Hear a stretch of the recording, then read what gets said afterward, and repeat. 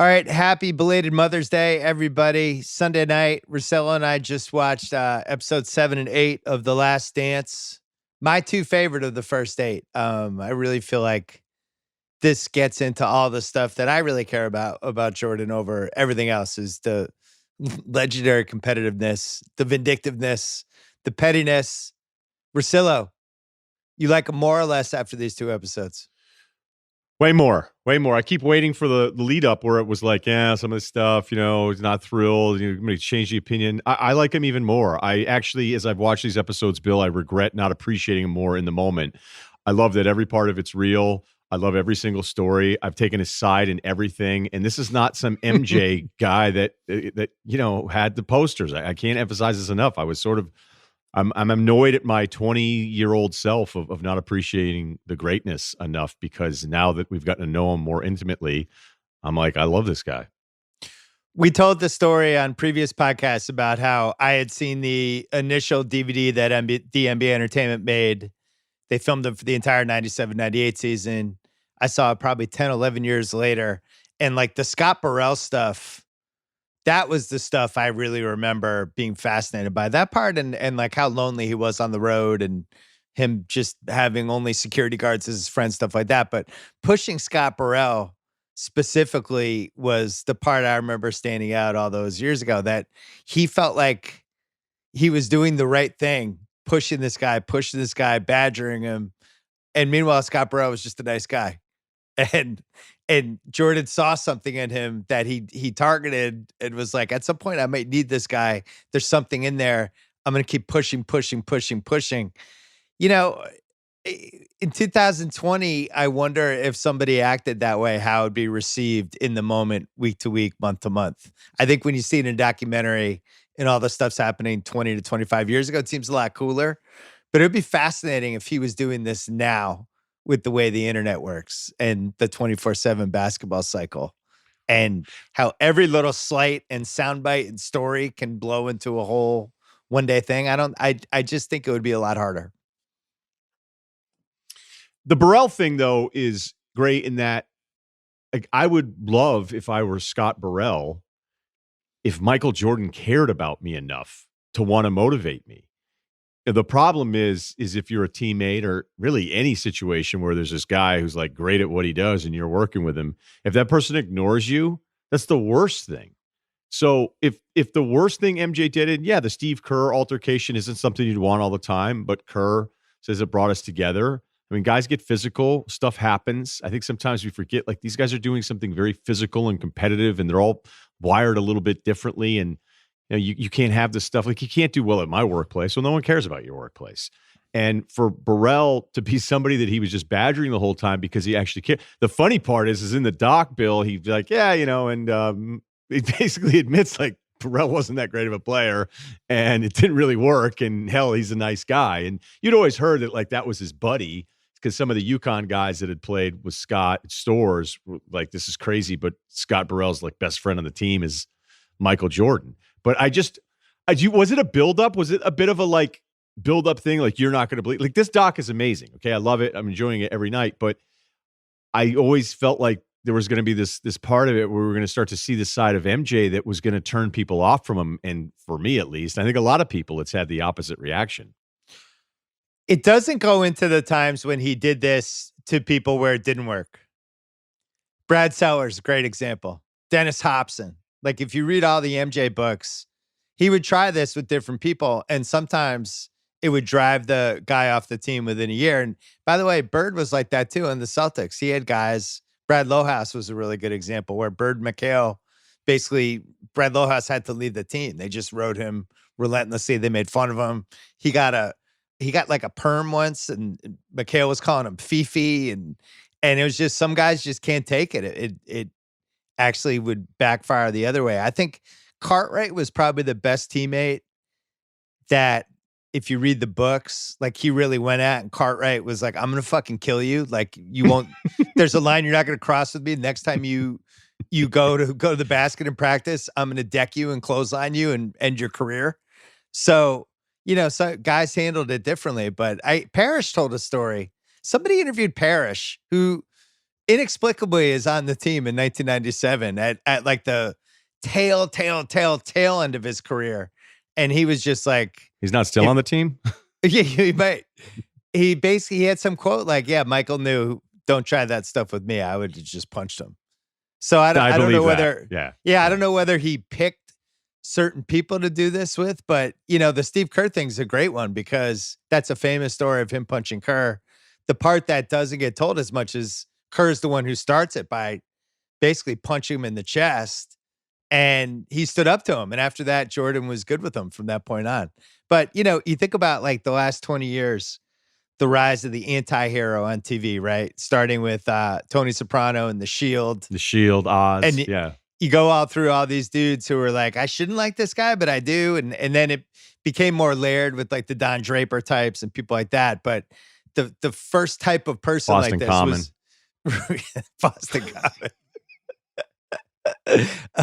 The first level of these people was the testosterone anti-hero. And I wonder if Jordan kind of was one of the people that started that. I'm just so happy you got the Boston Common reference. I think I've done it to you.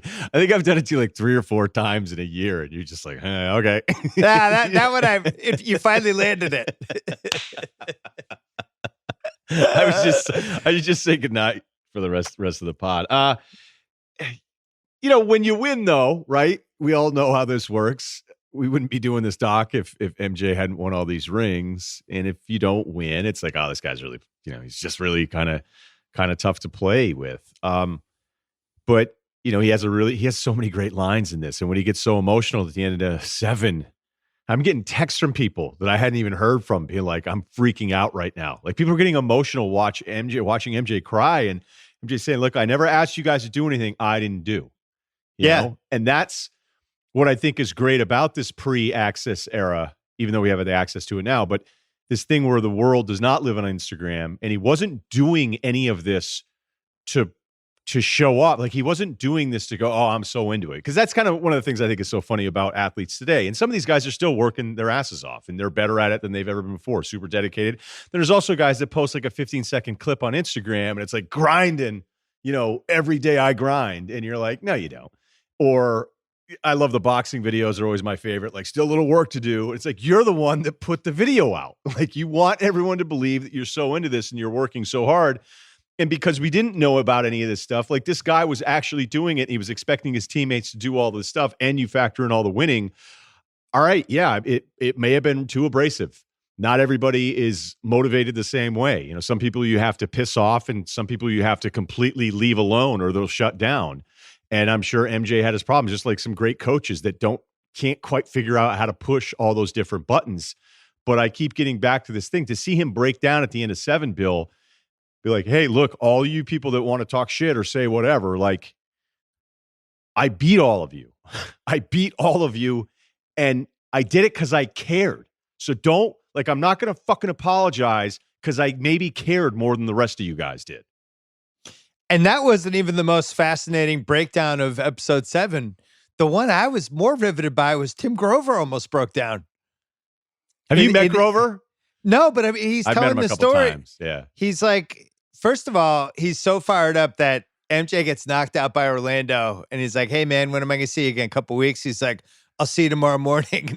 And Grover's just like, oh, this is the light of my life. I'm so happy I met this guy. But then later he starts talking about how hard Jordan worked, and he fucking got choked up. He's talking about another dude that he just worked with and trained, and he was so inspired by the guy. He's getting choked up in front of a camera crew. I thought that was really interesting.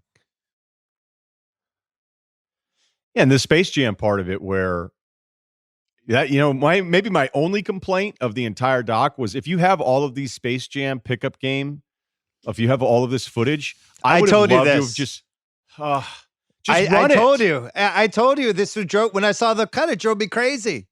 But I'm like, so just let it go ahead. You know it better than I do, so I'll get out of the way. No, I did the recon. That was all the footage. Oh, that's it. That was every morsel. All right. See, these guys are all right. Still A's across the board. That's it. See, I'm thinking you have all of this footage, just like 5 minutes uninterrupted, no voiceover. So that's you know it'd be a good video. you and me, we should do this. Let's do this week. Jackson's on the thing. Let's arrange this. You and me watching that video, trying to identify every player in it. Because there were two guys, it was shirts and skins at one point, and there were two guys, and I'm like, I know who that guy is. There was like two big guys. And I there's one guy. It was. You're like, why is Evander Holyfield in this pickup game? Yeah, who was that guy? And he's not, because he's clearly huge. That guy was huge. I think it was Armin Gilliam, but I'm not positive. The Hammer? Possible? I think it was the Hammer. But so apparently, because I know a couple people, and I said, can you just send me all the Space Jam footage? I just want to watch the scrimmages. Is that weird? I mean, we're being quarantined right now. I would just watch every minute of that, and they were like, that's all there is. They only filmed for a couple minutes. And I'm thinking like, well, that's only one of the great missed opportunities of all time. I know Jalen said Juwan stayed with him in LA, at least for a part of that, MJ. So I don't know if Jalen played in those games or not, but at some point it was the elite of the elite going to LA to play in those games. And I think that's how it all started in the summers with the NBA, with the guys going to LA every summer. I think that was the summer it started, because the guys wasn't always the case where everybody lived in LA during the summer. That was a last 25 years thing. So yeah, I'm with you. To me, that was that is so much more interesting than the Dream Team footage. We know the Dream Team story. There's a whole fucking documentary about it. Space Jam footage, I'm all in. Plus, did you see that dome they built? That's what they're going to be doing in the Orlando bubble and the Vegas bubble. Exactly what that dome was with the lights. That's how they're going to do the games.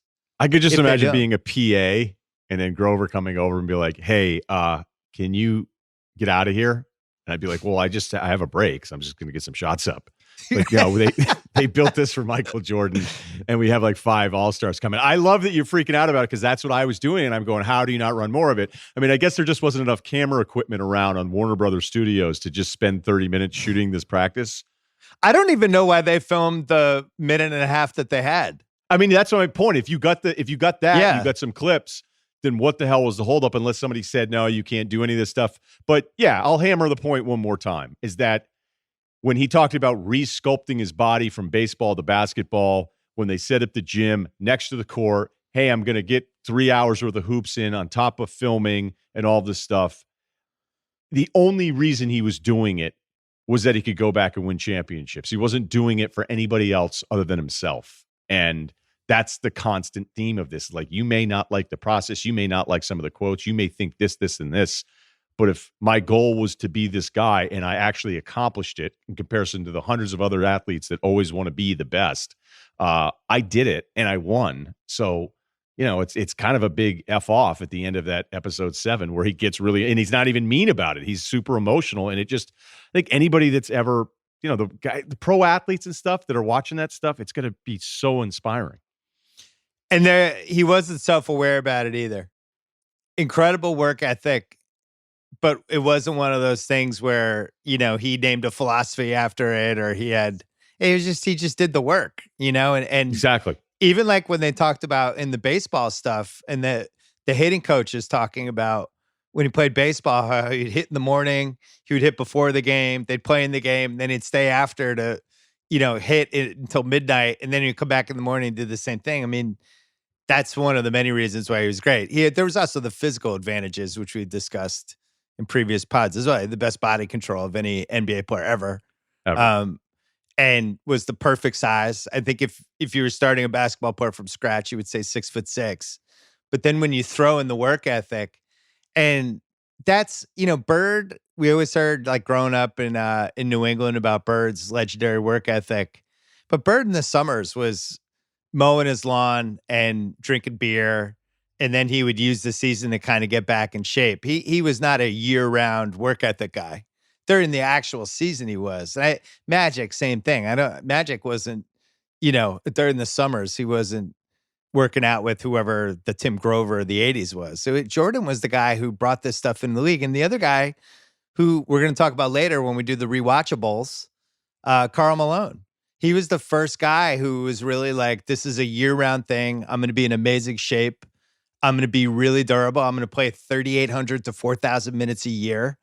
And that's when the league really starts to change. And that leads to the Kobe generation. And especially LeBron, who I think has kind of mastered this version of what Jordan did. I mean, the amount of time, money, energy LeBron has put into his body really since I would say about 2008. It all starts with this Jordan run when he comes back from when he tries to beat the Pistons initially in 91, right? So this is 30 years of this, but he's the prototype. What did you think about the baseball thing? Was anything uncovered in watching the baseball part of it? Because it's not only have we had moments where we watched this where you go, I still can't believe an NBA owner let this guy walk away. It's still hard to process 25 years later the greatest player of all time decided to play minor league baseball. Yeah, it's never totally passed the smell test, but I thought they did a good job of laying out the case of how all this happened. I still feel like there was going to be some repercussions with Stern for all the gambling stuff. Not Okay, but just last week you said you still don't believe it actually happened, though. No, I don't. Right. I'm okay. saying maybe he was going to get suspended for 5 games or fined or something like that. Who knows? But I just think it was all these different factors. And it kind of makes sense. But yeah, it still does. The part that will never make sense to me is that you have this competitive guy who just feels like, yeah, I'm good. I've I've done this. Now I get the whole didn't have the competitor, the carrot being waved in front of him, all the stuff we've already talked about in the pod. But it's so hard to accept the whole this guy was the most competitive, he's an animal, and then he's just like, yeah, I'm good. I'm not gonna play anymore. It 90% adds up, but there's still a 10% where I'm like, I still feel like there's a tiny bit more to this that maybe we'll find out someday, or maybe we'll never find out. Who Okay, well, knows? let me throw a theory at you based on because it was something I was thinking about as I was watching that part of it. Because there's the writer that says the reason why he wasn't suspended, and they do shoot it down, and that's always been kind of my argument that there's no way that Stern could sit in a room with MJ and say you're going to be suspended for I don't know how it's 18 months or it's like hey most of a full season and then some of the next or whatever, and then it would never be exposed. That there wouldn't be one smoking gun person that would say, well, this is what happened, or a different version of the whole thing. And the fact that Stern would want to ruin his own product. Like if you believe Stern was capable of rigging Patrick Ewing to the Knicks, why would he not want MJ playing? And top of the investigation, as you go back and research, the investigation was like just throwing the media a carrot to get him to leave him alone. And there wasn't really even an investigation at MJ anyway. So as you talk about him leaving and something doesn't add up, I think one of the things that we knew then and we're learning is that maybe he is so driven, maybe he's so head first into basketball that the way his gears are going when he's actually playing is more mentally exhausting than anyone else. Like, is he actually as successful as a player because he puts so much into it that he's more likely to burn out? Like there are people in their fields that are so great at doing what they do, and they get kind of in this headspace that actually they have a hard time of just keeping this pace that maybe is better for the long run, but doesn't have the peaks. I think that's might be the 10% I was talking about. And that's something that we wouldn't be able to understand. He's the only person who would know.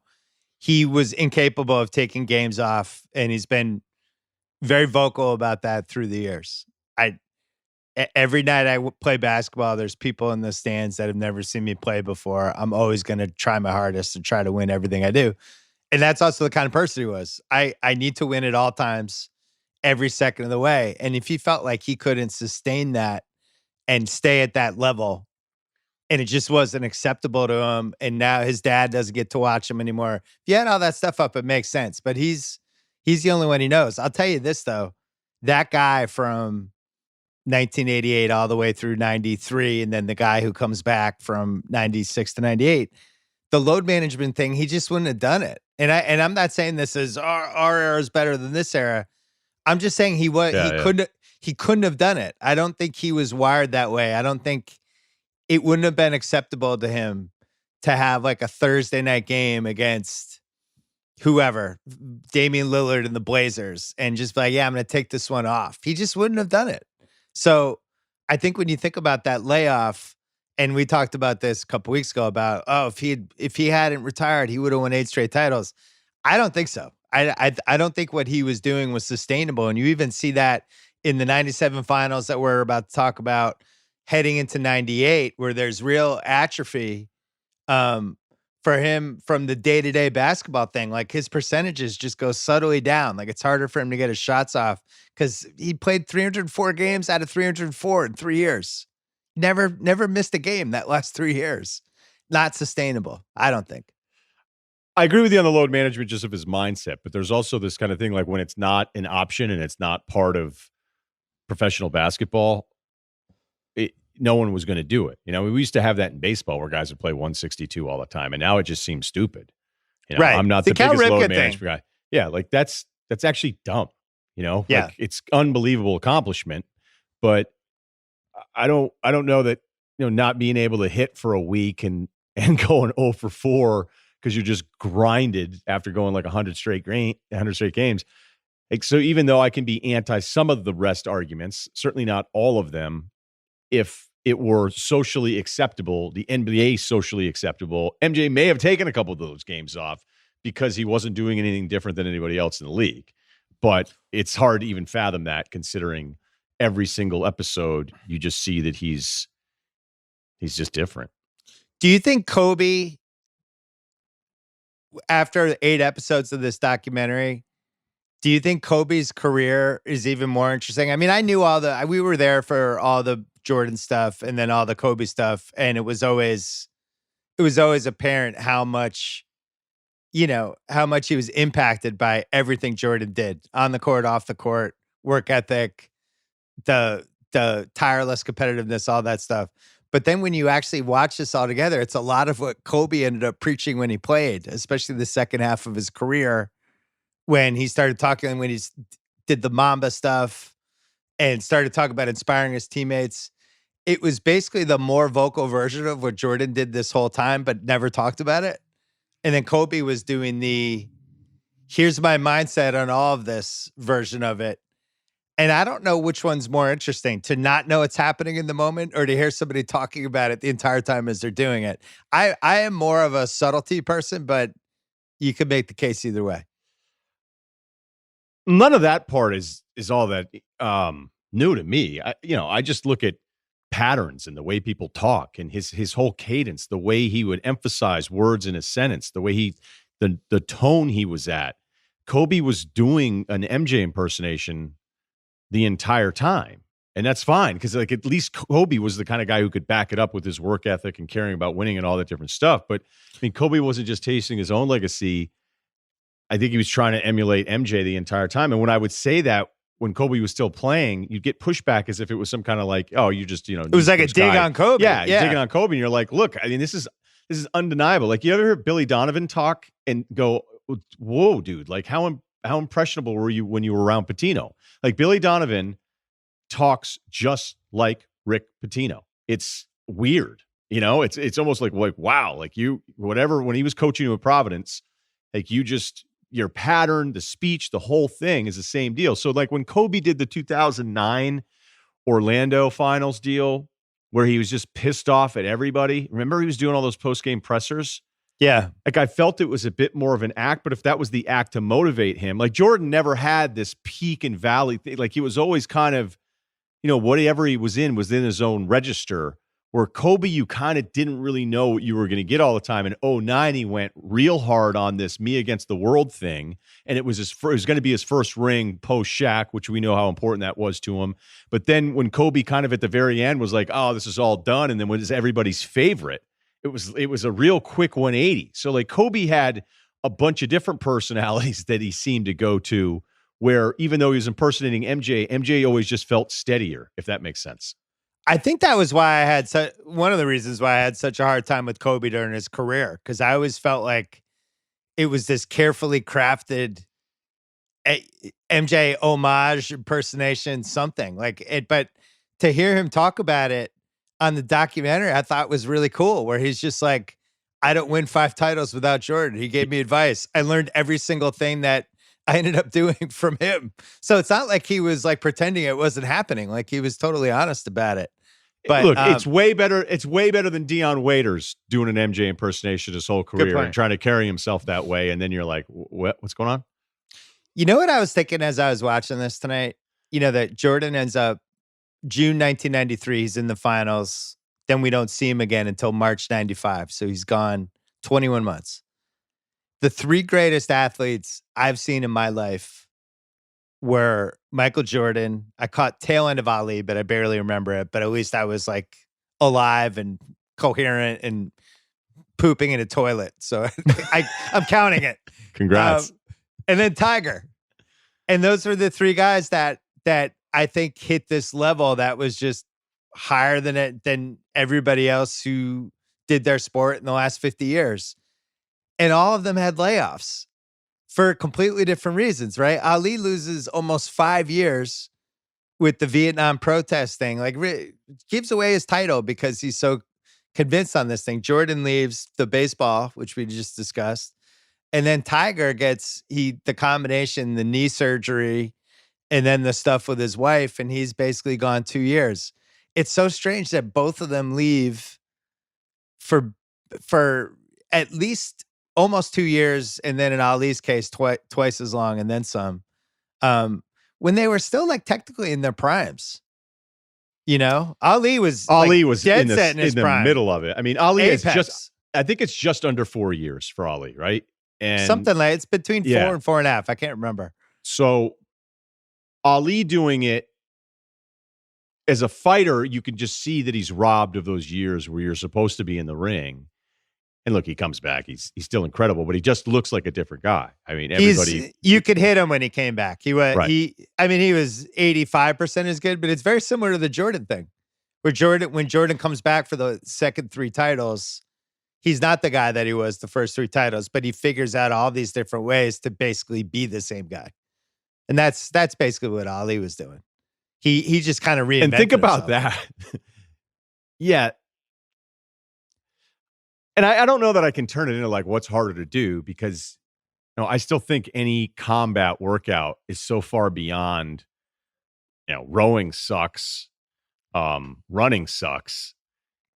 Basketball is a whole different kind of shape that you have to be in, and just the different angles and the start stop and all that kind of stuff. I tell you, running routes, if you haven't done that in a long time, is horrible. Not that anybody over 40 is probably out there running routes all over the place, but not being in a situation where you're actually worried about getting hit by somebody else, like it's a different tension that you have that's beyond anything. The anxiety that you have in like a 3-minute round is just different than everything else. But when I started thinking about MJ coming back and playing that end of that season before they got eliminated by Orlando, to think that he basically admits, like, I was kind of like, I wonder how much hoops he was playing. And he basically says none.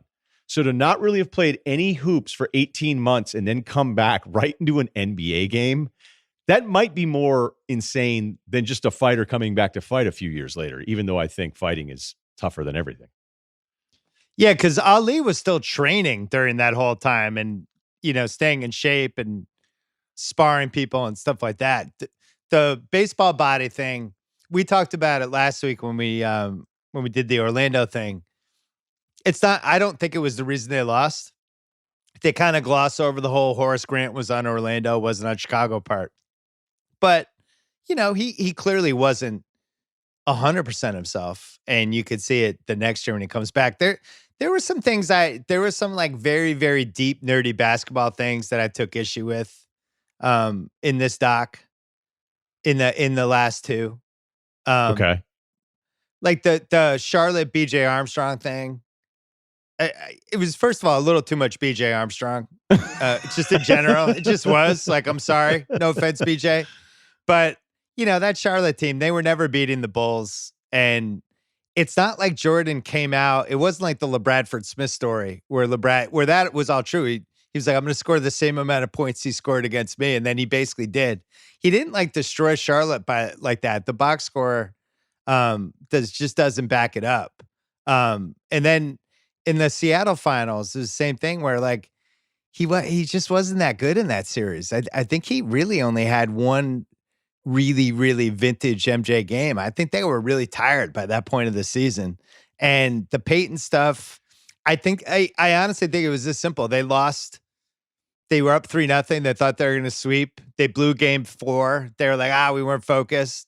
Then in game 5, it was like oh shit, oh the Seattle's actually better than we thought. They kind of lost their eye on that one, and then they just took care of business in Game 6. I really don't think there's much more to the story, but he didn't play well in that series.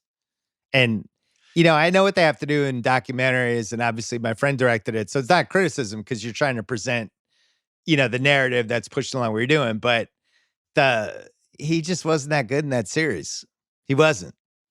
And I think that's kind of the pimple on the 96 Bulls. The fact that if they sweep the Sonics to close out hammer game 4, and he puts up 40, I actually think we would say they were the best team ever. It'd be pretty unassailable at that point. They would have had, I think, one playoff loss, and that's it. They would have been 87-11. I got to admit, I laughed a couple times on the Sonics thing because this entire, it's not even this documentary, but this MJ run is littered with opponents going, man, if we had just, whether it's the Knicks in the Eastern Conference, and the Pistons thing is always kind of weird. Like when Isaiah's been doing these media hits going, well, no one likes me because I beat Bird, I beat Magic, I beat MJ. You're like, you realize you're using the same defense of yourself, or your defense of yourself is the same thing that MJ did. MJ ended up beating all of those guys that you're talking about, and no one hates MJ like they don't like you. So it's not a great defense. And when you talk to, well, not us talking to Barkley, but when Barkley talks about it, Barkley really thought, oh, you know what? A game here, a game there, 93 is different. I'm sure Karl Malone feels that way about a bunch of different chances in 97 and 98. Lakers fans that are like 91, that team was limping in there. Portland going, we're actually, have we noticed a theme that this Jordan guy even lets you, like, a lot of these games are closer than maybe you would remember at the time. You're like, oh, that was another 4-point game. What happened? Oh, 23 every single time closed you out. And as far as the Sonic series and Gary Payton, which I'd expect Gary Payton to say, hey, if I had guarded him earlier, maybe it goes a different way. It probably wasn't going to go a different way. When you're up 3-0, right, when you're up 3-0, you will not play as hard as the team that is down 3-0. It usually happens 2-0.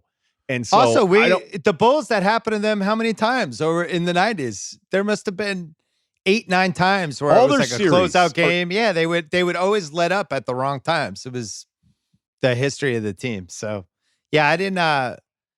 He was I think he was 5 for 19 in Game 6, the closeout game. But I just think that team was beat, and that was the other mild criticism I just have about the 96 Bulls season is I just don't. Nobody at any point talks about what it was like to watch Jordan and Pippen together during that comeback season when Jordan played the full 96 season, that 72-win season, which we talked about in the pod a couple of times, so I'm not going to rehash it too much. But they hit some higher being as a combo. They were really attuned in a way that I just haven't seen on a basketball court other than with those two guys.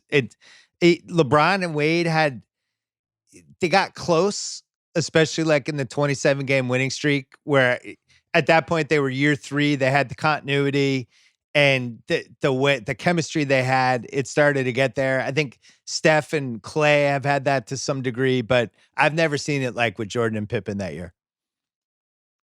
And I wish somebody had said that in the doc, because it was really special. It was the memory I have of seeing those guys in person was those two together.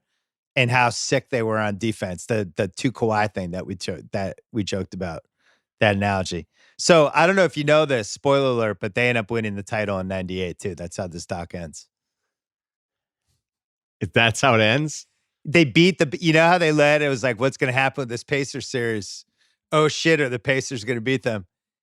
The Bulls beat the Pacers. That's what happens. But that's another one. I mean, add Reggie to the list where, they're going, this series in 98. It's just kind of funny that you could probably pick 10 guys that all think that they were a bounce or two away from getting them, and none of them get them. And it's like the Pats thing. Like the Pats, you could argue they should have more Super Bowls. They could have less Super Bowls. So the 6 is the right number. Alabama football. I could make cases for 3 or 4 more national titles, but they've also got a couple in there where they got in back as the 4 seed after a loss. So Alabama has like the right number. MJ's like the only guy in recent memory that actually has the number that go, well, like That's the only one you could say is maybe that Pistons series and the migraine for Scotty, where could they have Right. 7, but does that mean he's exhausted against Phoenix in 93? Like Jordan's the one guy out of this whole group, and we're talking like the handful of greatness in modern sports the last 30 years, where you go, all these other guys have losses and wins that could have gone the other way, and he's the guy hearing about historically all these other players and say, oh, I wish I had, I'm like, yeah, but none of you did. Well, you know who else was like that? Tiger. Tiger had like the Chris DeMarco title, the Rocco Mediate title. What was that? He had a third one where, what was who did he beat Rocco Mediate in 2008? Was that the U.S. Open? He Rocco Mediate, Chris DeMarco. There was a third one. There was the U.S. Amateur one that he won. That was U.S. Open. The U.S. Open 2008. There was the U.S. Amateur one when he won his third straight, when he beat that guy. I don't remember that name. Stuff. Yeah, I didn't care about amateur golf. But Tiger had a bunch of these too, and much like Get MJ, house on the line. Yeah, hold on. Coming up next, I'm going to forget every Tiger title. But he had the same thing where he would get into these situations where it's like, all right, it's me versus Tiger with 4 holes to go. And you're just like, you're fucked. Tiger's totally. you. No, you're going to lose. You're going to lose. And that's actually what was amazing, to deliver that many times. And it is a good point. You know what I used to love was the Tiger stuff where you go, yeah, but he's never come back. He's never had to come back. I go, wait, what are we doing? Like there's some guys that you just go, I'm going to back off on any criticisms here. I'm not going to like come up with new things here. And I remember working with a guy on radio, and we're talking years ago, and we would start at these segments, and it was always frustrating to me when people would say the same stuff over and over again. I'm not a Tiger fan. I just find it more interesting when he's in the mix on Sunday. Be like, holy shit, like you should trademark that. Sounds like you're a Tiger fan. Yeah. No one's ever said that. But this guy I worked with would say, he's great, but he's never really had the pressure on him to, have to come back from a few strokes down going into the final. And I was like, what? Like, you want to do that segment? And I was new, so I'd be like, yeah, no, it sounds like a great segment. I'm going to lay out a little bit more on that one though. We coming up, we're going to talk about UFC and a couple other things, and then at the second half of this podcast, we're going to do rewatchables. The 97 finals. I forced Russillo to watch 5 Jazz games. Way too much of the 97 Jazz. So we're hitting all that. First, let's take a break. All right, we're going to audible to UFC was last night. First real live sporting event we've had since the quarantine. I was fascinated to see how it was going to work. The only real thing we've been able to see has been WWE and AEW, the pro wrestling. Pro wrestling feeds so much off the crowds. My assumption heading into this UFC 249, which I dabble, I'll get some pay-per-views. My best man at my wedding, Jeff Gallo, huge UFC guy, and I always just text him before every pay-per-view, should I get this? And he'll tell me, and I'll get like 4 out of the 12 or 4 out of the 15, whatever the big ones are. So have you been? Have you ever been to one? I've been. I've done the whole thing. I've dabbled. I know what's going on. So my thought going into it was that the crowds were super important, and there was a little wrestling element to it where the guys feeding off the crowd, and like for knockdowns or knockouts or anything, like the guy jumping on the octagon, the top, and posing for everybody. I was shocked by how much I liked the no fans. I really thought it was compelling. I liked hearing the corners. I liked hearing the punches and kicks. I was as riveted as I've ever been by any UFC product. You're a bigger fan than I am. What'd you think? Loved it. And I saw your tweet, and I didn't want to do the thing where, how like once you become kind of friends with a guy and you see a tweet where you're like, what the fuck are you talking about? Oh, the pro wrestling? Yeah. You were like, man, the wrestling didn't play as well. The UFC's been much better. And I wanted to go, well, you think because like one's actually fighting and that's the product is the two guys actually trying to fight each other. And you're right. If you're just looking at an entertainment standpoint, that's why I didn't send anything, because it wasn't like that vicious. It was just the wrestling part of it is the whole thing.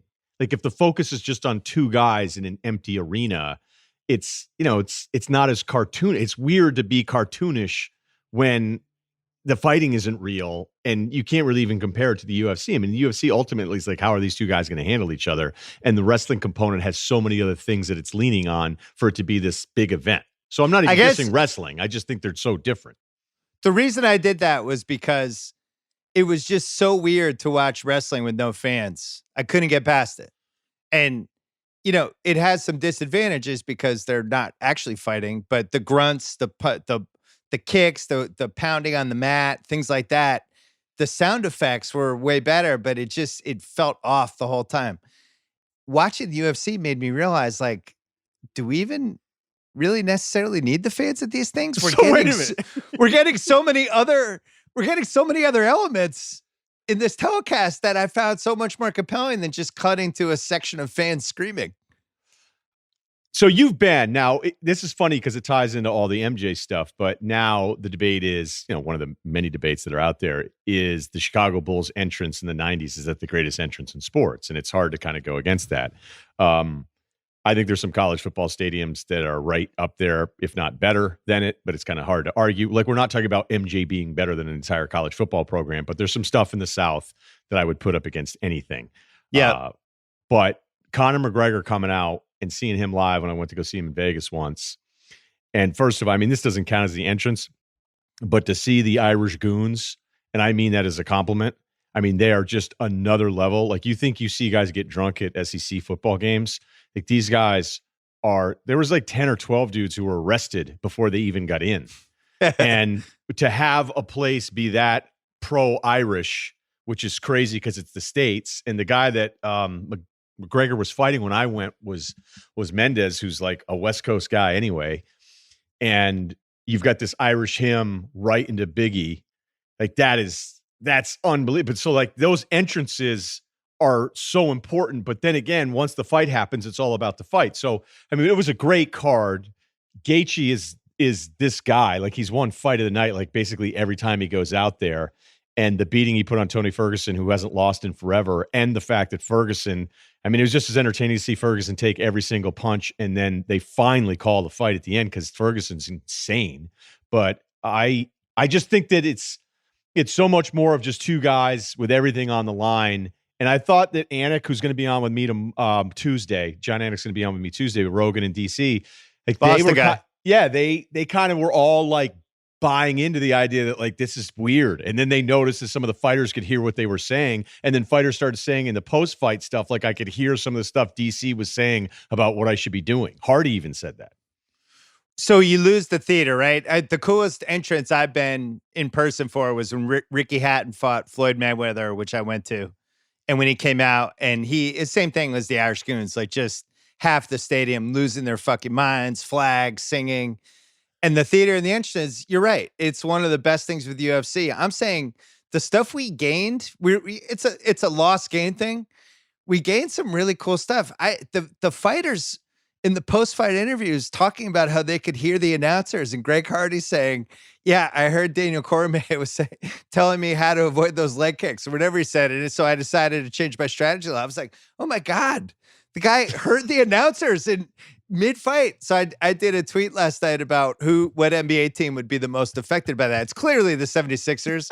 I wanted to really do a Brett Brown, like a really mean Brett Brown tweet, but the pandemic, I held off. But it was like, if you're a Sixers fan, would you rather have Jeff Van Gundy and Mark Jackson and the players listening to him, or Brett Brown? I'd rather take the ESPN crew. I'll go with Van Gundy. That's for sure. Van Gundy wins out of those three at least. Right. So that I was like a great that tweet I liked. That tweet was great because then I started thinking about it the whole time, because there was some Celtics games in the early Patino era. We got to Patino in record time on this pod, but where that's exactly what it was. It's exactly what it was. Because it would be quiet.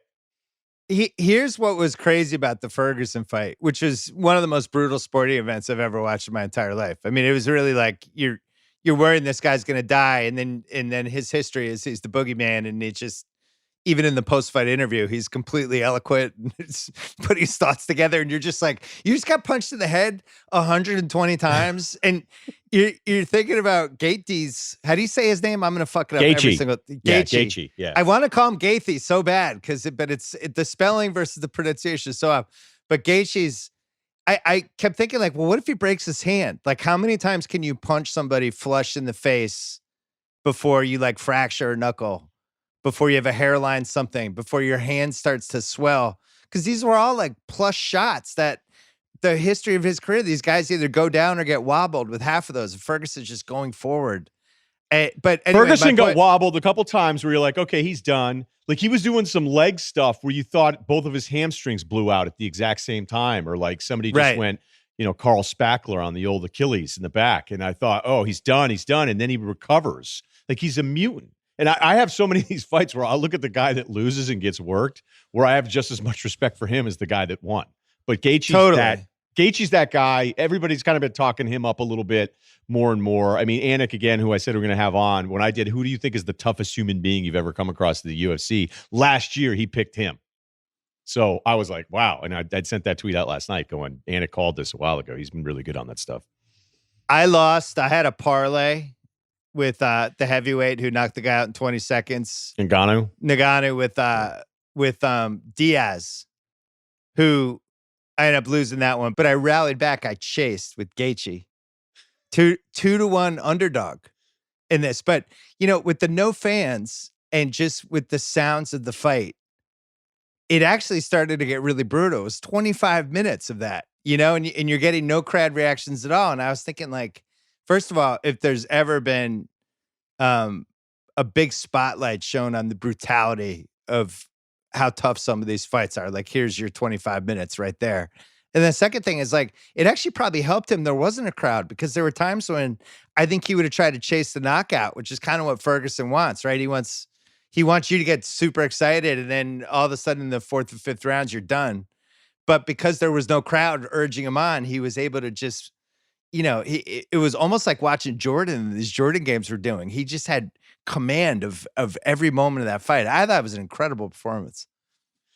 I loved it. And I'm just glad that, I think people watching Gaethje for the first time, you're like, well, who is this guy? And you're like, actually, all of it.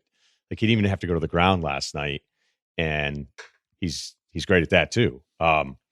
His left hand, like, you can't believe I don't know, maybe he is left-handed, but I mean, he's set up traditionally the whole time, and he's hitting these clean left hooks. He must have hit Ferguson with 50 left hooks. And I'm serious, like, every time they're clean, compact. They're not like, the only time he would really get wild, and then his corner goes, hey, you got to dial it back like 10%. And that was the thing that even the announcers were talking about as he was getting into the octagon, is that, everything, he kind of has this wild fury about him, but it's sort of controlled. And then to hear the corner go, hey, just dial back some of these haymakers here. Like, just give me 10% less on these. But then you have Ferguson, whose body is just sort of like, Ferguson has this body of a guy that would suck at a pickup basketball game, but if he guarded you, you're like, okay, he's got these weird big shoulders and really long arms, and then his movement is unlike anybody else. And he's just different. Some of these guys have been fighting for a while. Once their chin is gone, it's almost like a running back who's just gotten hit too many times, where all of a sudden it's like, how come Ricky Williams can get tackled by the ankle now? And you're like, well, that's because, when Ricky Williams was awesome. And then I'll never forget, like, watching Ricky Williams, all of a sudden you're like, okay, he's done. Like, he's going down every single time. And it happens. I mean, that's just what happens to fighters. And tight ends has been doing this. Yeah. Tight ends is a good one too.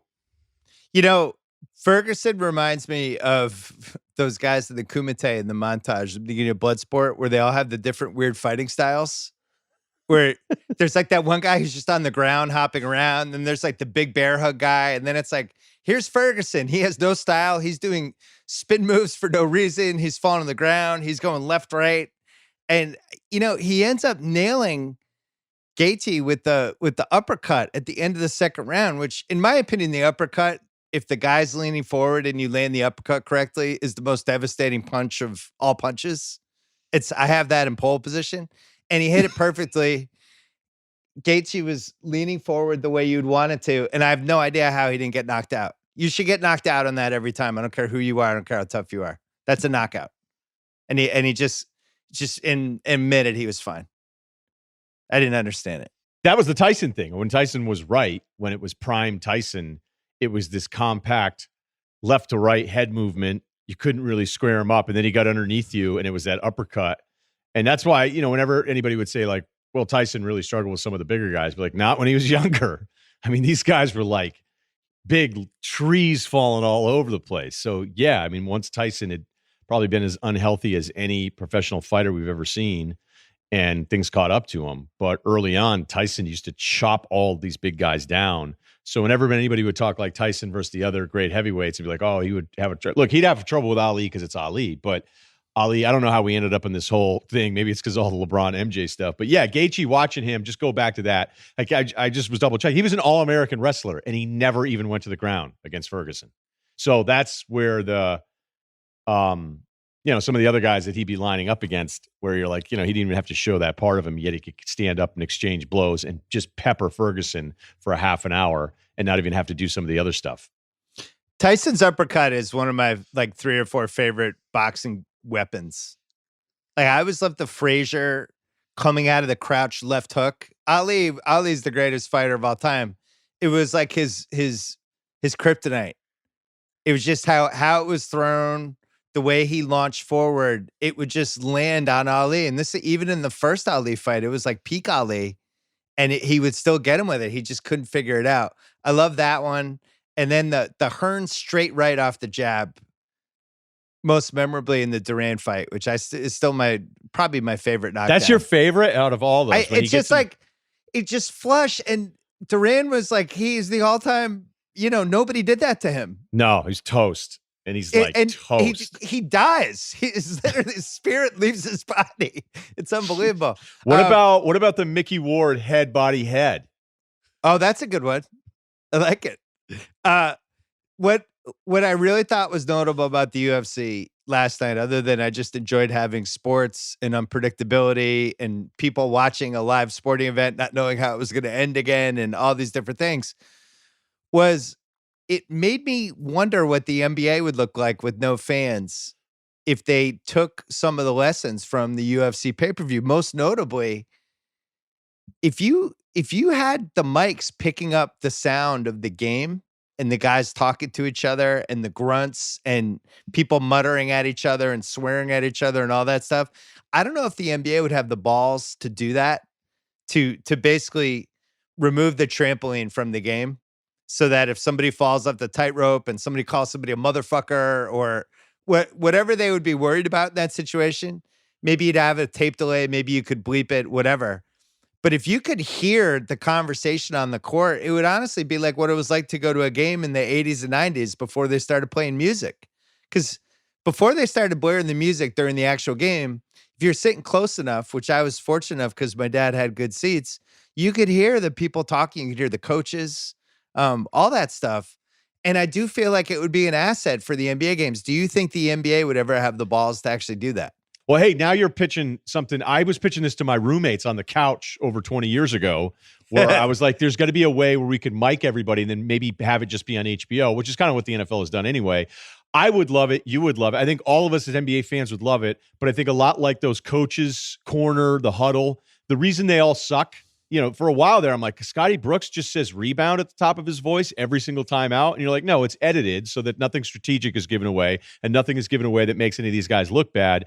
And I'm worried that the NBA with mic access in whatever version of the NBA we get, if we're going to get it, I don't think they want us confirming all the stuff we know that these guys say to each other and some of the names they call each other. So I don't think the NBA wants that, even though we're going to be very entertained. And as I've thought about it in the UFC model, like, people have to accept if the NBA does come back in whatever versions that we've heard kicked around, I'm not going to be a guy. I'm just, don't complain about it, because it's going to look bad.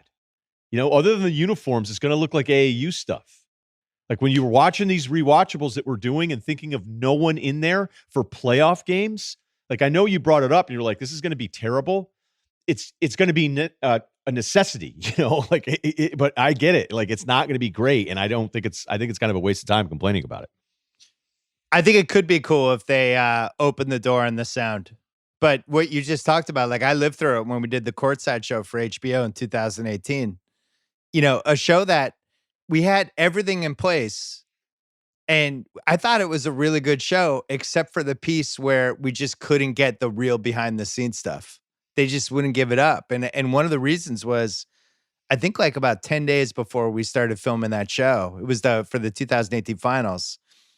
Kerr had that moment with Durant when he pulled Durant over and he's like, let me tell you a Michael Jordan story. It was during a game and it was like a minute-long clip.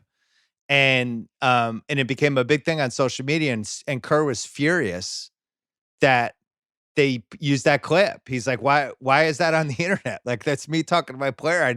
Didn't want that to become a public thing. And then after that, they really cracked down. And that's why if you're, for the people listening, when they see the behind the scenes NBA stuff, and it's like, you said, a lot of Scotty Brooks going, come on, guys, dig in. Rebound. Dig in. Yeah, let's go. Hey, box out. Let's pick up the intensity. That's because that's all we're going to get. We're never going to get the real shit. We're never going to get the stuff like that. There were so many great moments in the UFC thing yesterday. Even like Greg Hardy, we thought there might be something wrong with the guy he was fighting with his foot. Like, he stopped throwing any punches. Yeah, he missed the kick. Like, he was clearly hurt, but we didn't know for sure, and the announcers were calling it out.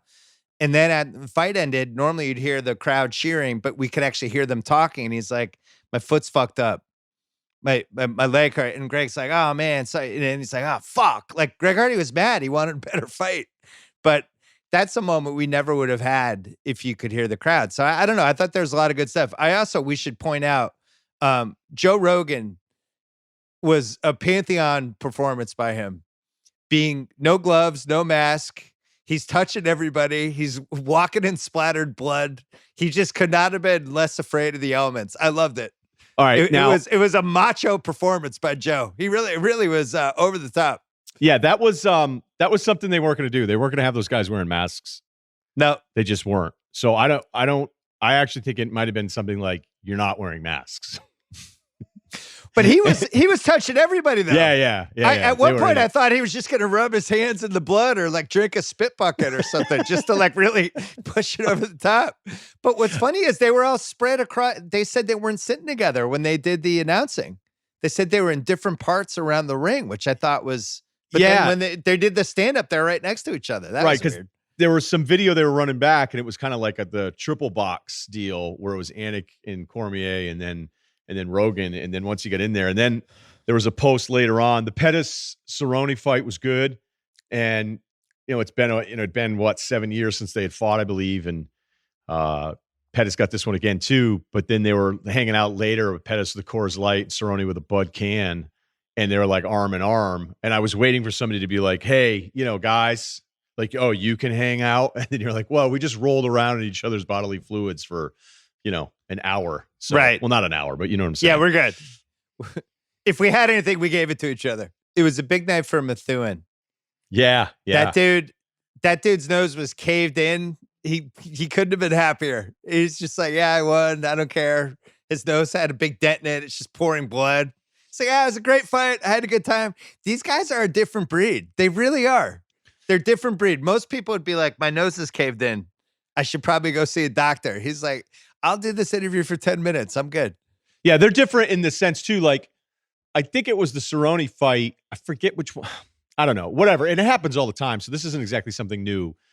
But seriously, like, one guy's dropping like a kick, like a leg kick on the guy's head, and the bell rings, and 1 second later they're laughing and like, yeah. If I had just gotten kicked in the head, and then seriously, I'm not exaggerating, 2 seconds later, so the second left on the clock, bell, second after the fight, and then it's like high five and laughing at the guy who just kicked you.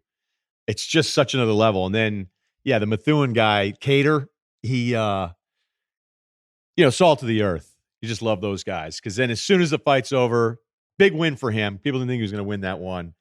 He's like, yeah, and the first responders, hey, give it up to them. Anyone at any medical services, medical devices, the T, straight shooters. Well, we also had a Fall River guy who lost. Fall River never loses. Just if you picked like what 3 Massachusetts cities are going to have a UFC fighter, my top 3 would have been Lowell, Methuen, Fall River. Probably would have been my just go-to picks, not knowing anything. So we had 2 or 3. I didn't think we had a Lowell guy in there. No. I mean, there's trying to think if those are the top 3 towns. I think people would say Brockton. Dorchester's like, I don't have time to train. Like, I'll fight, but I don't want to have to jog. let's take a break because I want to talk about just quickly some of the NBA news from Thursday and Friday because it's going to be the return of Pessimistic Bill right after this. All right, Pessimistic Bill is here, reading between the lines, talking to some people. I'm sure you talked to some people too. I'm pretty discouraged about the NBA coming back. Ultimately, who cares? I just want the pandemic to go away and everything to get better. And probably caring too much about a lost NBA season should be the least of our concerns. But I really did think they were going to figure this out. And the mood coming out of that Friday was pretty grim, where there's just so many variables, and it doesn't seem like they can get a handle on all of it. They can't agree on anything. And the only things they seem like they can really agree on is if it works, it's got to be the bubble situation in Orlando or Vegas, which we've been talking about on this podcast for the last month. Other than that, it doesn't seem like they figured out anything. And the reality is they're running out of time. It's May 10th. And if they don't figure out some sort of plan by the end of this month, then at some point you're gonna be going against football the longer you push this back, which if you're gonna do that, why even do that? Assuming football comes back. Or you could say nothing's gonna come back. But I really thought that Friday phone call was gonna be the beginning of movement, and it's not. And it wasn't, and I don't know where we stand. Okay, so let me follow up with you. Like, what are the things that you're hearing post Friday that put you into? I don't think you're wrong, by the way, at all. But I want you to stay on this and share more with us on why you're so deflated after Friday's call. The players union was being more assertive than I expected, which is fine. But there's just a lot of agendas, and it's hard for me to figure out how those agendas are going to align in a real way over the next couple of weeks, because I think you have competing agendas even with the owners. I think you have different owners who feel differently about the pandemic and what we should do. And well, you definitely do. First of all, I mean, yeah, we definitely we do. Can't get 5 people to agree. Never mind 30.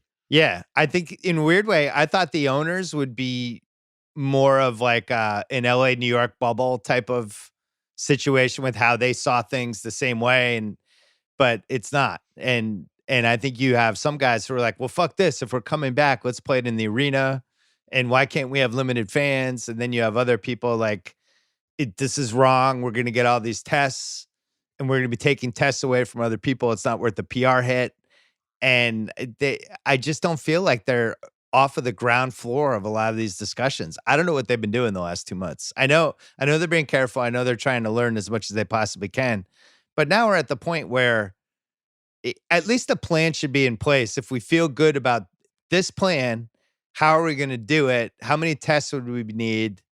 Can we proceed? How many teams should we have? What is the exact number of people we can put into this little bubble, et cetera, et cetera? And it doesn't seem like we're close.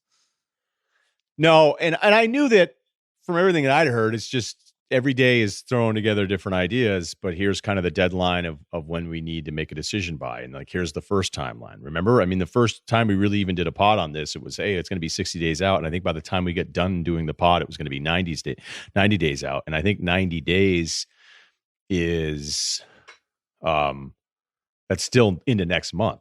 I mean, we're coming up on 60 days here soon. And the Friday call, I'm trying to always kind of see this from all angles here. And I can understand the players going, okay, well, what does this mean for us? Like, what does this mean for us? I was reading this stuff and I tweeted about it. Ramona Shelburne talking about all of the different angles of this. And I hope Ramona didn't think I was going at her on the piece, because I did quote tweet it, because I kind of was disappointed by Michelle Roberts' quote when it was talking about, quarantined bubbles and, everybody's going to go to one city and play it out of there. And she said, that's like incarceration, which is a horrible, horrible analogy. And if you are the head of any players association, that position is combative by nature. You are always going to be. All the baseball guys, like, hey, you guys screwed us over for decades. We're coming at you. But then it got to a point where it was like Donald Fair didn't even want anything to do with any kind of compromise. You go back to some of his early PED proposals on the player side, they were laughable. And that was actually one of the biggest reasons why it was hard to even get any testing once the owners decided they wanted the testing. There's all sorts of NFL stuff. People, Gene Upshaw, he's too in with the owners. He doesn't rep us enough. The Billy Hunter stuff was a mess, which I know maybe you'll get to. But Michelle Roberts, and it's not just about that quote, but I felt like right now, again, my opinion would be that when everybody's trying to figure out how to get any games back, that you have to have more of an open mind, and that maybe now isn't the time to be combative. And even she had asked about, hey, what does the CBA mean? And what does it mean for paychecks? And Silver's answer was amazing. He's like, hey, sorry, but there's no provision in the CBA about a global pandemic. There's no clause, there's no page I can refer you to. This is all unprecedented stuff. So even though I understand the nature of the position, to basically say, well, the owners say, blue and we got to just think it's red. I was disappointed by her quote. I was kind of disappointed by her whole approach. And I find Michelle Roberts fascinating in that she never is criticized, really. Like, there's always kind of rumblings. And if it's from the team side, like, no one's ever going to want to hear their complaints because she's the opposition. But I don't know. Look, I think some people are just straight up afraid to criticize Michelle Roberts. I know I am at times, even though I've criticized other player reps, not just fundamentally, because I'm usually more pro player. But I was disappointed in her quote. And then I started thinking about her more and more. I go, I don't know that anybody raves about her, but there's never really been anybody that's laid it out. And I think there's some people who just think she's checked out now at this point too, because she's off the job pretty soon. She's been under the radar from a job performance standpoint. There's not a lot of arguments about her for or against. This is a chance for her to distinguish herself in some way. I've never heard anybody be that impressed by her.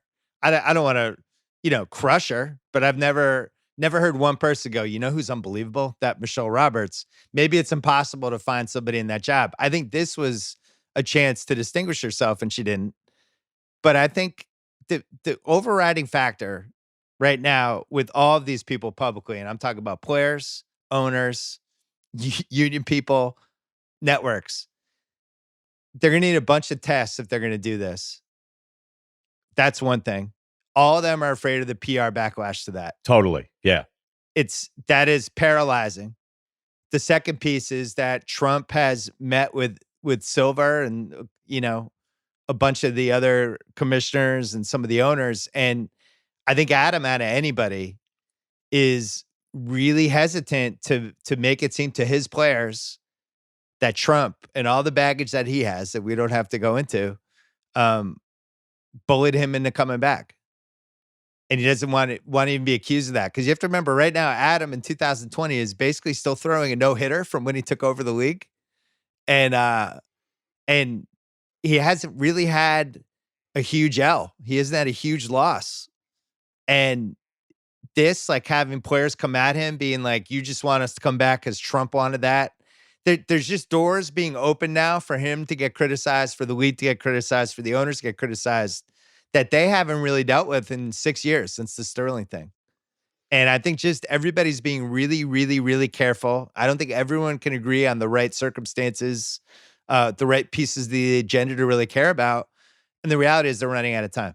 They just are. They're running out of time. Yeah, they're absolutely running out of time. Unless football is delayed, then you go, wait a minute, can we work together with the NFL? But I don't know if the leagues are sitting here strategically going, hey, how are you going to do it? Hey, like, again, I think something you pointed out where I think everybody just wants baseball to kind of say they're back so that everybody can kind of follow the lead. And then I wonder if it's going to turn into one of those deals, because I'm definitely afraid of whatever version of a second spike, if it exists, if it could happen. I'm open to the suggestion that it could happen, right?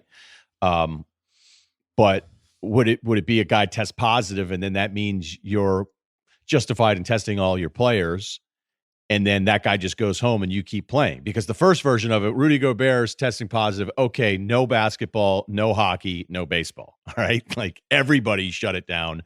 No college sports, and it was instant.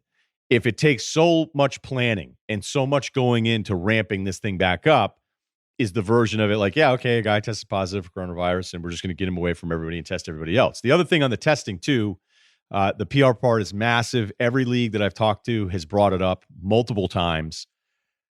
But then I look at, like, a Nate Silver had a tweet about testing results that actually looked like it was a really positive thing. And then I made the mistake of going through and reading all the comments. And I'm talking like verified people that are covering this all over the place. So as we're sitting here talking about the test, I've heard people say, well, you can just run a temperature gauge on everybody else, so you're not using tests for people that are asymptomatic or, not showing any symptoms, asymptomatic if you're positive. But I I don't know what to believe on that one. Like, I don't know what to, like, I know there's one article I can read that convinces me of the temperature thing. And then other people are like, oh, actually, no, the temperature, you can have it. You can have the antibodies, not have a high temperature, but then that means, all these different things. So I can't imagine all the different factors these leagues are trying to figure out by navigating through all of this stuff. And yes, after Friday's thing, I'm more pessimistic like you are.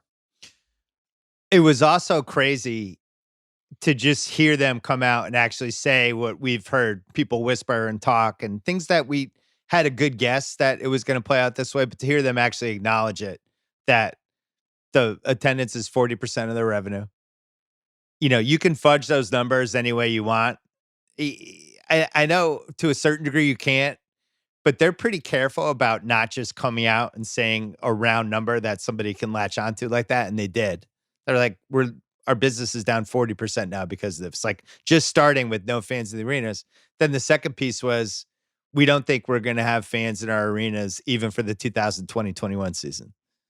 For them to acknowledge that, now you're talking about, all right, well, what happens if, my dad gets his Celtics season ticket bill, or I get my Clippers season ticket bill? They've just come out and said we're basically not going to have fans at games next year, we don't think. So how are you going to bill your fans? Like, that's one of the ways that they get money up front.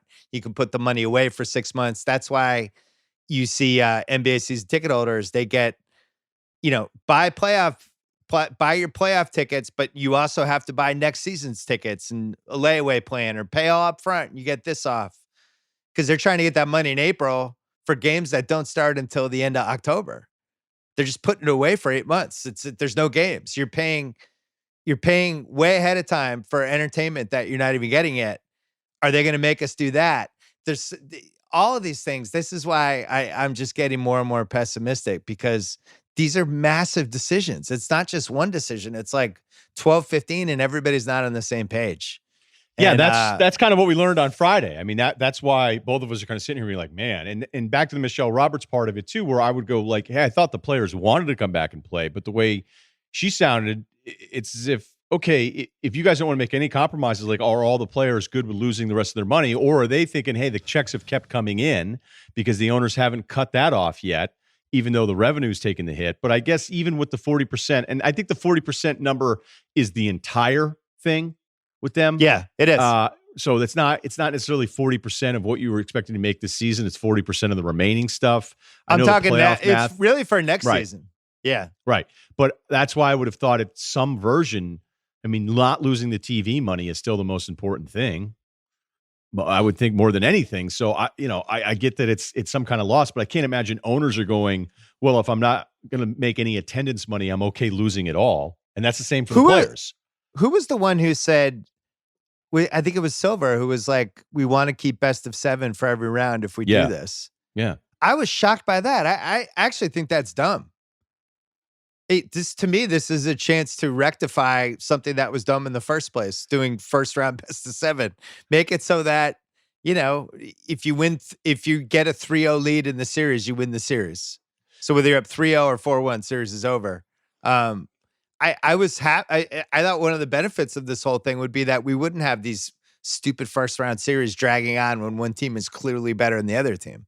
You can get away from that, but I don't know. I hate the single elimination thing. I'm done with reading everybody's proposals and I get it. Everybody's bored. Too. Right. And I love it too, but I'm done with it. All right. And you're like the king of proposals. You'll come up with stuff that no one cares about. But give me your 5 worst teams to win a single elimination NBA championship. Oh, if they just did it that way? Oh, yeah, you have to win 4 games. Who would make people the maddest? Yeah, you, though. Give me yours. Like, who's the number one of all the viable teams? Oh, if the Rockets won the title that way, I'd be out of my mind. I'd be so mad. That's the only right answer, first of all. Because what do? Do you, like, I don't even know what to do with that one. Before we get back, let's hold off on talking about what we would do with the Rockets winning 4 games that would supposed to count as an NBA championship if they just did single elimination, which they're not going to do. But if LeBron got it, and then all the MJ people will be like, that doesn't even count. That's not even that's a 4th ring. That's not even a half. They wouldn't even give him that. Giannis's first, that would feel like is Giannis now arrived? Is he on the path now to be one of the all-time greats for winning in single elimination? Oh, I think Philly would be the number 2 make people the maddest. Oh, that's a good one. Brett Brown, People go championship nuts. coach. Yeah, fuck this. Yeah. There's no way they would have won a series. Philly might be worse than Houston, the reaction that you get. Well, then you'd also have all the Philly people getting mad about the reaction, and that actually could lead to a civil war. That's right, because people wouldn't want to give. I'm trying to think who would, with like, which city winning would the public hold back the most recognition? I actually think the Lakers are high on this list because the LeBron factor of people saying like that's not really your 4th ring. So that's part of it. Philly would be so nasty because they'd be saying, "Oh, you fucking idiots who said Ben and B can't play together." It's like, well, they actually don't like each other, but that's fine. Yeah. You guys, they won fine. 4 games. Yeah. Ben's trying to leave. Clippers would make people mad too. Like, really? This is your first title? You just won 4 games with your instant team? And you had no fans anyway, so they're actually the biggest winners if there's no fans in the playoffs. There's definitely a Miami thing, though. If Miami did it and they had like a 4-day parade and then Wade was given an honorary ring and then it was another documentary that was 6 parts long or something, and then you're like, geez, guys. Can I tell you a story about my greatest sports moment of the last 2 months? Yes. So my son has been playing a lot of 2K. Really likes it. Really getting into it. He has my team, all this stuff. And he's always trying to get me to play. And I'm like, I'm not a big video basketball game guy. Like I like football, I like golf, I like driving games. I'm like, the basketball, So he's like, what are you afraid? He's doing that whole thing. I'm like, oh, you want some, young buck? Yeah. I was like, he's a tough kid, though. I was like, I don't even know what the buttons are. I will beat you. So we play all-time Lakers, all-time Celtics. I don't even know what I'm doing. He's beating me. And I'm like, by about 3rd quarter, I figured out he's up 20. I'm like, start over. Let's play 2 normal teams. I'll be the Celtics. You can be anyone you want. He's like, fine. Okay, quitter. So play another game. 2020 Rockets against 2020 Celtics. I'm like, you can pick anyone. You can be the Lakers. Be Davis. And he's like, no, I'm going to be Harden. I'm going to be Houston. I'm just going to have Harden score 100 points on you. I'm like, okay, bring it on, motherfucker. So we go Rockets, Celtics. And you guys swear at each other too. No, I didn't really call him motherfucker. Yeah, I threw that in to cover the story. So we go Rockets, Celtics. And I am doing all 2020 Daryl Morey shit on him. He's just playing conventional. He's just trying to get alley-oops. Because he doesn't really understand like how basketball is played now part. He's trying to do dunks and beat people off the dribble and shit like that. And he's scoring. And then I'm coming down. I'm doing slash and kick to like Hayward in the corner, Tatum in the corner. I'm having like Kemba work around picks. I'm just shooting threes and I'm beating him. I'm up 8. He's getting madder and madder. I'm up 10. Harden's scoring like a madman. Harden's on his way to 60 and I'm winning by 10. He's like, yeah, but Harden's going to get 60. And I'm like, this is so funny because if other people were here, this is the whole problem with the James Harden experience is you're going to brag that he got 60, but I'm going to beat you by 10 points. So we're going. I'm hitting threes. I break them. I win by 18. Harden ends up with 60. Didn't matter. Irrelevant. He gets so mad. He storms off, takes the disc out of the game. I suck at this. I'm never playing again. He's mad at me. I'm like, no, you don't understand. You just lost to modern basketball. It had nothing to do with you or me. You didn't understand corner threes and setting a beat and just fire up as many threes as possible is always going to beat what you're doing. Hard lesson for Ben Simmons. That's my story. Anyway, beating him was my highlight of the last 2 months. Yeah, kids freak out about that. I had a similar experience last Christmas with Sully Miller, who I had on the podcast. And I played with the Warriors. I think he was the Raptors, but we put it on like a lower level. And I just started cooking with Curry and Clay. Yeah. And he lost and he turned it off. He turned it off on me. And he was mad though. Wait. He was in Toronto. He was like Sacramento. I said, look, I haven't played in forever. I'm going to be the Warriors. He's like, all right, I'll be somebody terrible. And it's bad. Like young dudes don't like getting worked by the old bull. I would say the 12 to 14 is the sweet spot for handling a loss the worst like this. He was so mad. He was mad for like 2 hours. And I had to throw in a couple digs too. I'm like, hey, man, I might be 50, but I was playing video games when you were like a zygote. You're never beating me in a basketball video game. I was doing a lot of that. I was doing a lot of strutting after. Anyway, fuck the Rockets.